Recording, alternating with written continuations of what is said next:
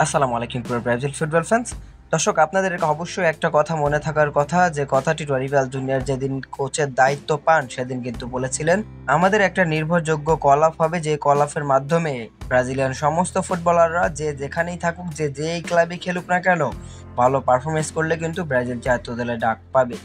তবে এখন আমাদের প্রশ্ন হচ্ছে, ইউরোপের শীর্ষ 5 লিগের বাইরে বেলজিয়ামের লিগ খেলার কারণে তার হাইপটা একটু কম। আপনারা হয়তো কম বেশি অনেকেই তাকে চিনেন না। মূলত আমি বলছিলাম ক্লাব বুর্গের ইগোর থিয়াগোর কথা। বয়সটা মাত্র 22 বছর। তিনি একটা দানবের মতো ফুটবল খেলছেন এবারের সিজনে। ইউরোপের শীর্ষে 5 লিগে খেললে আপনি তার অবশ্যই ব্রাজিল জাতীয় দলে দেখতে চাইতেন। বেলজিয়াম লিগে খেলার কারণে তার হাইপটা একটু কম, বয়সটা মাত্র 22। যেভাবে আক্রমণাত্মক ফুটবল খেলে তা আসলেই অবিশ্বাস্য।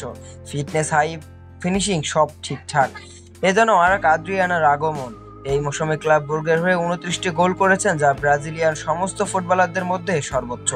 ক্লাব বুর্গে নিয়ে গেছেন কনফারেন্স লিগের সেমিফাইনালে, কিন্তু ইতালিয়ান ক্লাব ফিওরেন্তিনার বিপক্ষে একাই যুদ্ধ করেও দলের বাকিদের কারণে ফাইনাল পর্যন্ত পৌঁছাতে পারেনি এই ক্লাব বুর্গ। পজিশনটা একদম পিওর নাম্বার 9। ভিনি রদ্রিগোর দুই উইঙ্গের মধ্যে নিজেকে একদম ঠিকঠাক ভাবে মানিয়ে নিতে পারবেন।